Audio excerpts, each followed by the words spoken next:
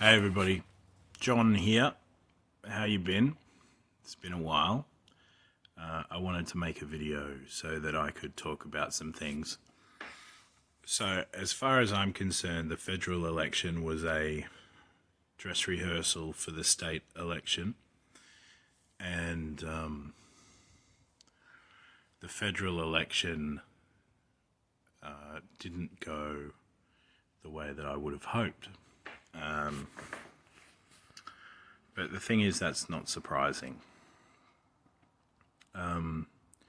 For me, the canary in the coal mine was the Nationals rejecting John Anderson in pre-selection. There's probably nobody more equipped, educated and capable of being a politician than John Anderson, and the Nationals rejected him. I didn't really say why, but I think I know why. And also the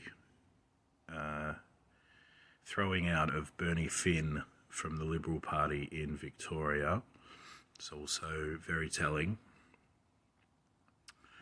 And the cooperation that the Liberals are giving to pretty much anything Labor want to do.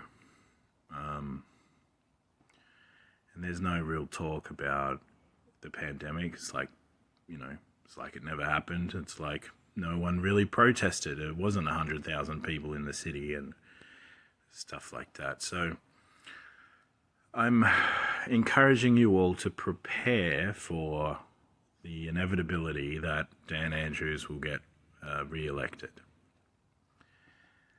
And as demoralizing, sad, and infuriating as that may be, it really just tells me what I think I've been preparing for this year, basically. And that's to take more responsibility for myself and my family.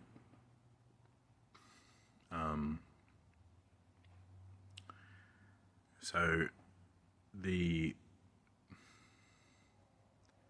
purging of conservative views, the purging of conservative politicians is a global phenomena, and it's not limited to politics. The conservatives in the churches in America and Europe and Australia has been happening. So this is multinational. This is institutional. This is everywhere that conservatives are being excluded and thrown out, and things are becoming or morphing into more woke, more Marxist positions. And that means that the global elites have chosen Marxists to sort of be the jailers. And that's concerning because they're obviously not very nice. So that means that you are not going... So if you have a conservative view in a teacher, that teacher will lose their job. Conservative view in a doctor, that doctor will lose their job. Conservative views in aged care, lawyers, everything. It's everywhere. So the public sector, teachers, hospitals, stuff like that, aged care, disability, they're the most hardest hit. And the ironic thing is the older generation of socialists rejected the vaccine mandates as well, and they lost their jobs. So there's a renewal of people. So the old socialists are getting kicked out as well, which I think is interesting because they're used to resisting. So they throw them under the bus, like all Marxist revolutions. It's the rabble-rousers that get shot first. The people that actually brought the proper Marxists in, like Che Guevara, was murdered most probably by Castro or Castro's bodyguards or whatever.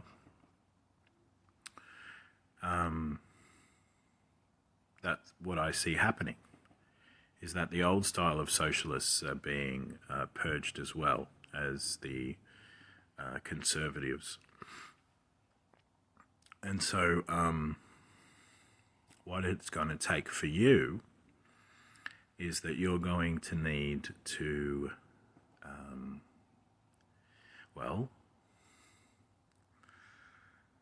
prepare your hearts and your minds for the disappointment that's coming in November, and to accept it and not fight it. Not to say that you can't vote for whoever you want to vote for, go for that, but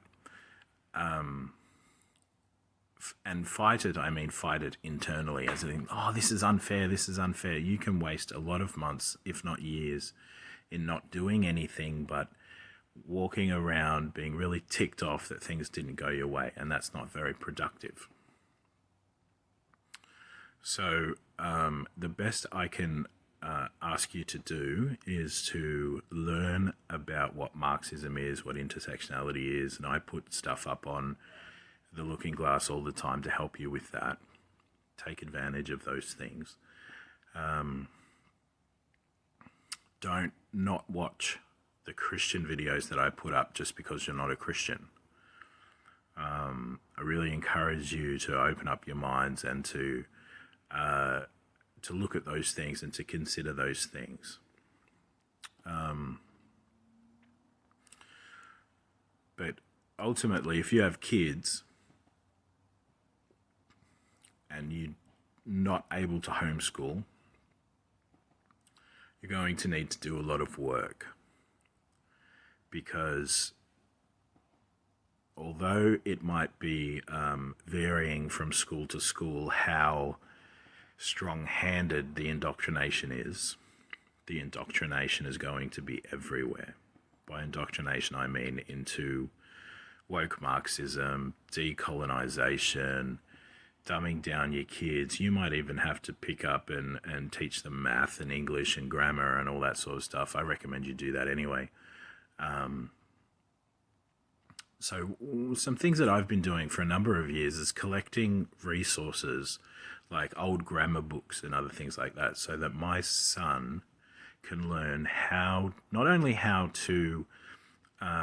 letters form words, which about phonics, but also how words form sentences.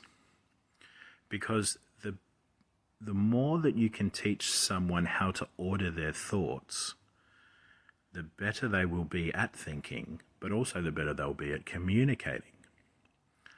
And so learning how to construct a sentence and construct a paragraph of sentences, and to construct an argument of points in paragraphs is really going to be important. They're going to need to learn how to think.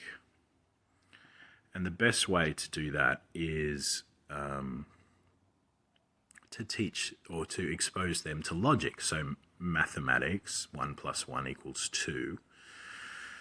But also the logic of how sentences are put together, like the cat sat on the mat is a really common sentence.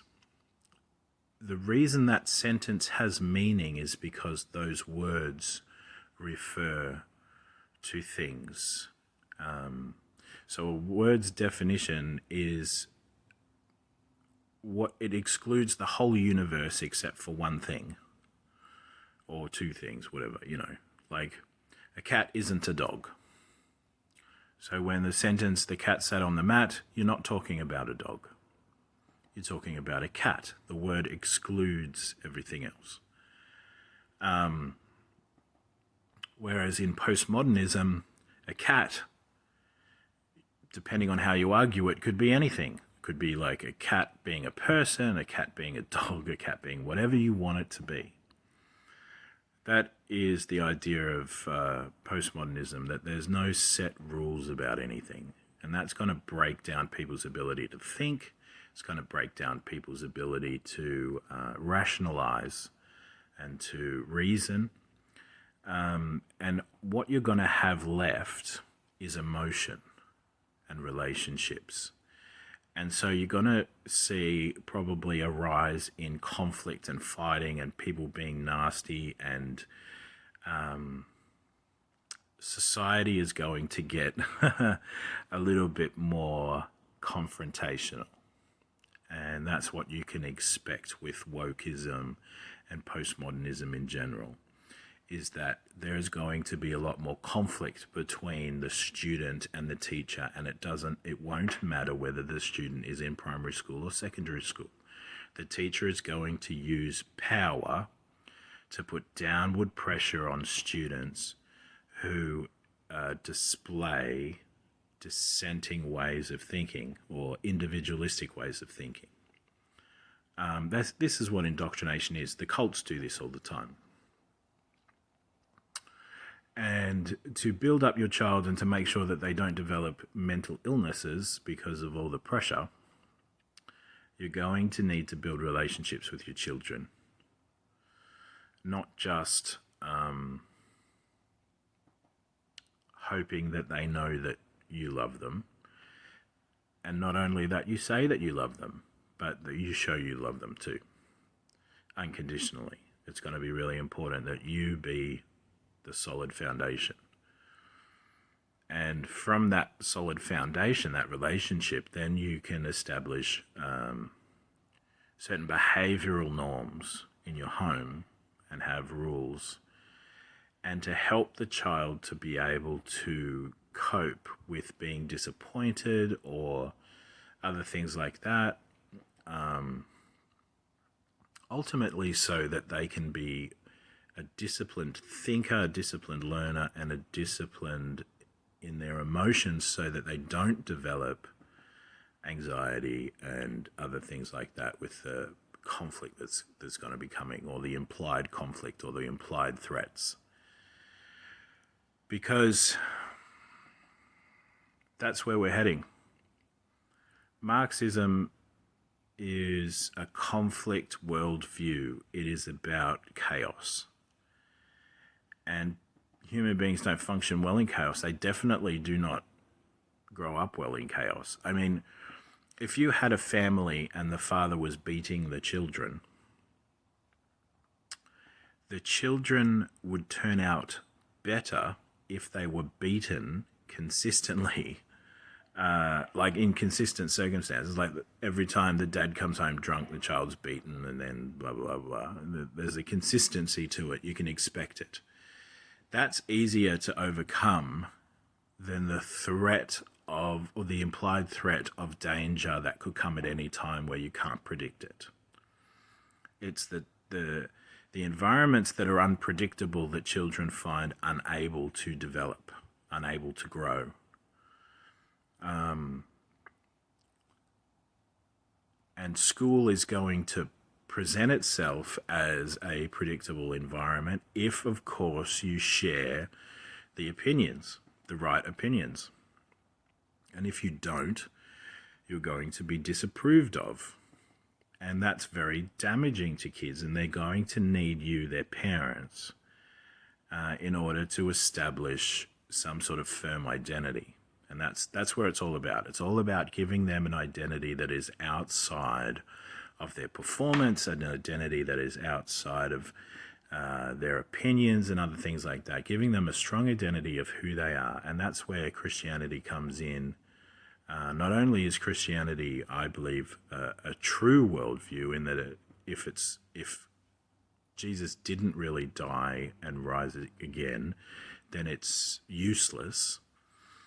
So I believe it's true, but I also believe that it's coherent and predictable and beneficial. So even if you don't believe in Jesus, what comes out of the Christian worldview is a positive, nation-building, freedom-loving, coherent, consistent, logical way of living and thinking and being, to use an existential term.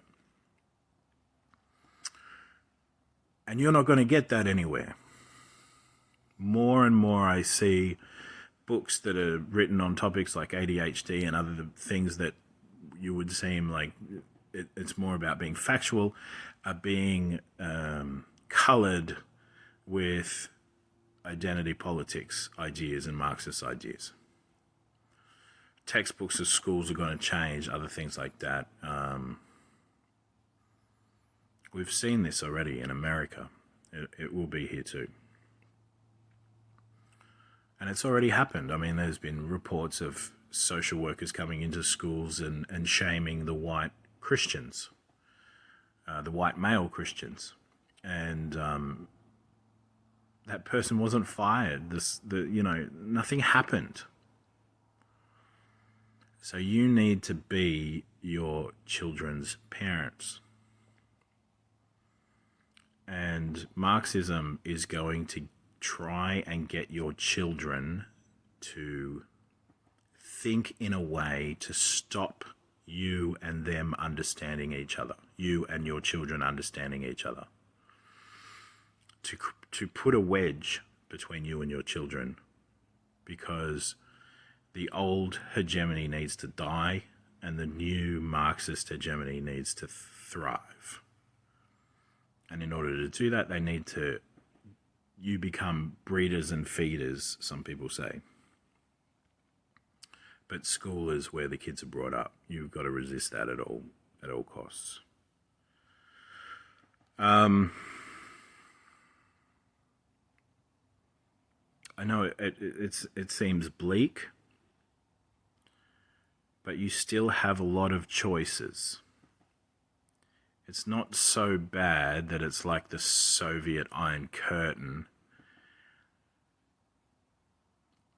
There seems to be this window where we've got a bit of room to prepare before the cameras come into every part of our lives and everything is surveyed and notes are taken and lists are made and the ESG scores come in, and if they're not already. But mark my words and trust me when I say that these things will come. They will come. I said to someone on the Looking Glass that we've already lost. It already was lost in 2020. But that doesn't mean that you're a loser. It doesn't mean you have no power. It doesn't mean that you don't have choices.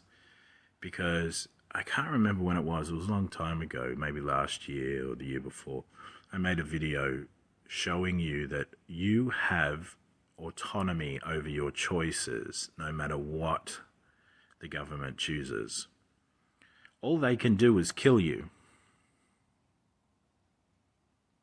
They can't make you agree. Only you can choose to turn your no into a yes. And this is where we need to be smarter. We need to have an idea that, putting something over the camera doesn't change anything. It's just resisting because you are saying no. And you're publicly saying no. You're publicizing it. You're saying no with everything you do. You're saying no with all that you're choosing to do and engage in society. I've already lost my job. I didn't take the vaccine. my mum already lost her job. She didn't take the vaccine.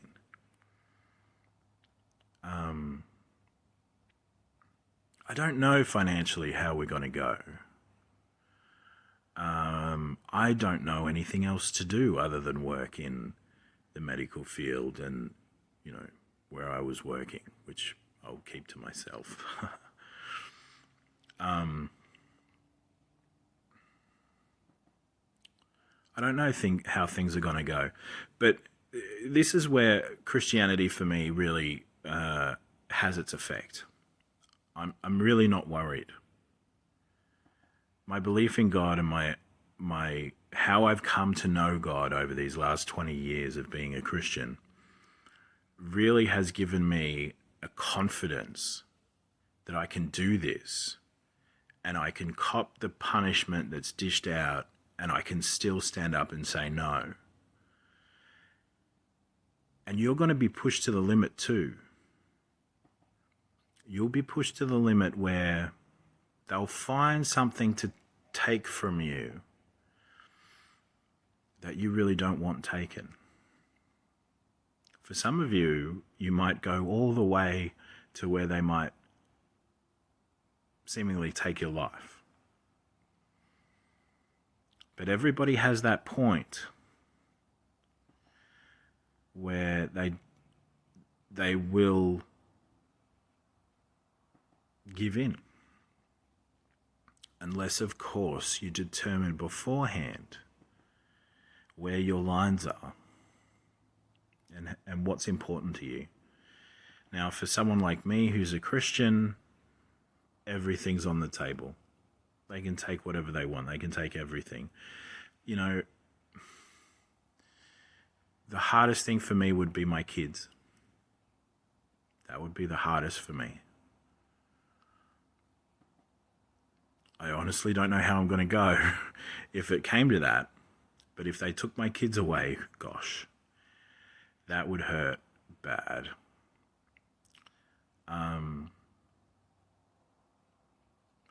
But I have enough faith in God. And God has proven himself trustworthy to me over this time that I think I would still be strong and say no. So work out for you, where are your weaknesses? And try as best as you can to shore them up. And prepare for what's coming. Maybe, I don't know what you need to do, but, buying more food than you need and slowly building up a stock. Educating yourself, finding resources, collecting old books, collecting old textbooks, preferably before the 1950s or 1960s. That's when all this started to come.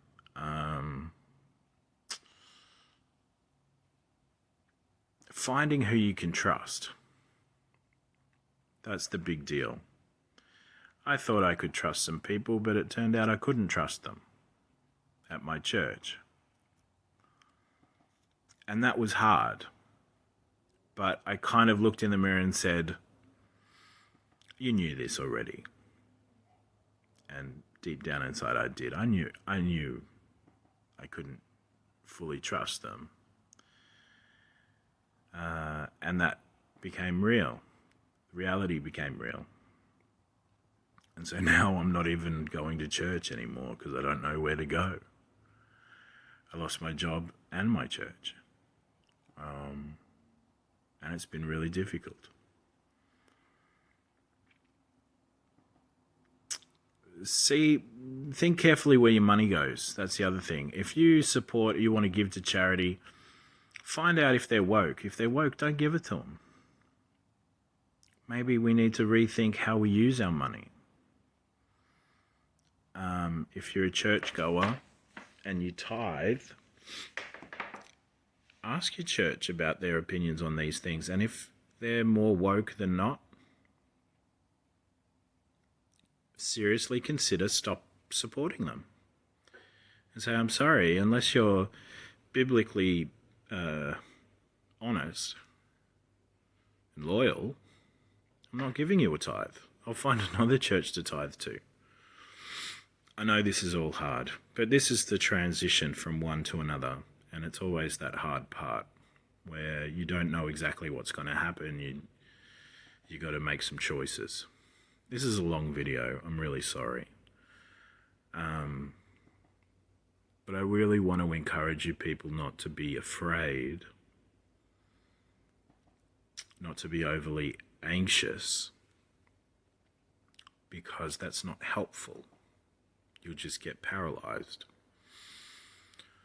But to move beyond that, to making a plan and to sorting your mind out and whatever you think is necessary or that you will need in 5, 10 years, whatever, to start preparing for that now. So if you can pay off your house really quickly, maybe you should consider doing that.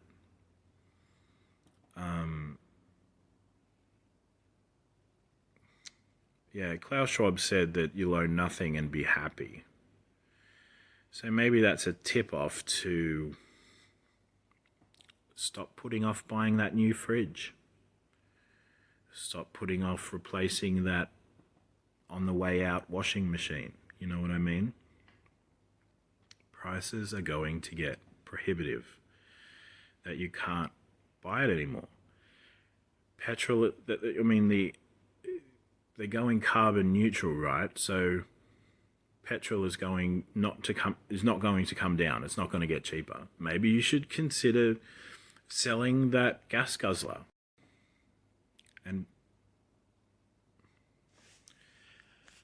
and buying something that's more reasonable, smaller, fit for need. Maybe you should get a bike, motorbike, I don't know, scooter. If you're looking for a new job, look for a new job that's really close to home so you can walk or catch the bus. You know, things like this, you need to be thinking about things like this. You need to prepare. It's not going to be user-friendly world. Oh, and if you've been watching this long, congratulations. I want to tell you that I am available for any of you to ask any questions. I can't guarantee that I'll have an answer. I'm not, you know, I don't have all the answers. I'll give you the best I got, guaranteed. And if there's a resource that I know of that will help you, I will point you in that direction. But you have my ear. All you need to do is send me a DM through Messenger. And it may take me a little while to see it because it doesn't always warn me that someone's messaged me.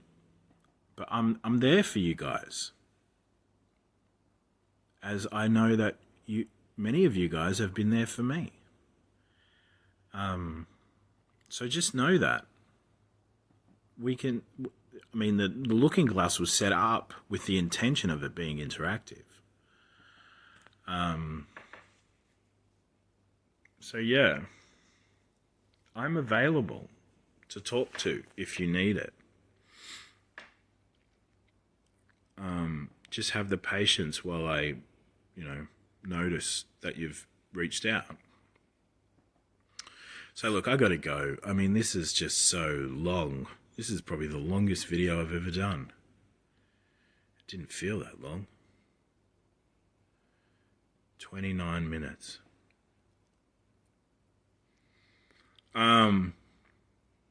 Take care.